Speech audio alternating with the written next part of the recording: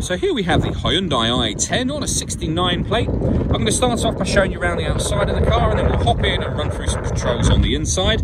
But from the outside, you can see it's a 5-door car. Let's start off inside the boots and then work our way around the rest of it from there. Given the size of the car, it has plenty of boot space, along with that 60/40 split folding rear seat, should you need to increase that space even further. Okay, so we're just going to work our way back round to the front of the car, and then we'll hop in and run through some controls on the inside. And now that we've done a full circle of it, you can see it's in excellent condition the whole way round. Just briefly before we climb in, I think it's well worth seeing the interior from this exterior point of view. There's plenty to run through on the dashboard, so let's hop in and we'll do that now. Okay, now that we're inside the car, we're going to start with the dials. On the left-hand side, we have the rev counter. We have the speedometer in the middle. And on the right-hand side, the fuel gauge and coolant temperature gauges. Also in the middle at the bottom there, you can see the total miles for this car, which are 2,731. The information displayed above that can be changed using buttons on the steering wheel for various different bits of trip computer information. If we back out to the steering wheel, that button I was using just a moment ago is here.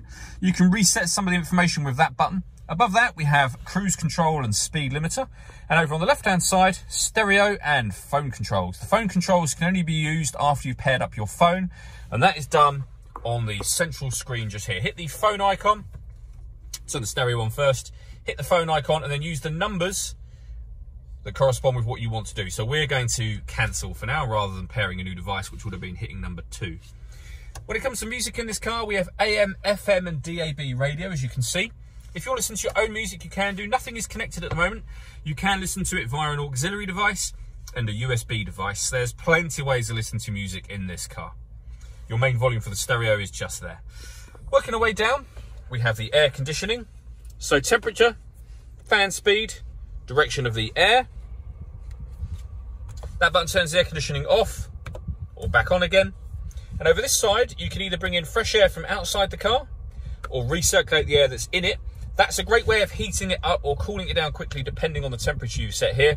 But I wouldn't run that for more than about sort of 5 or 10 minutes before you want to switch back to the fresh air option.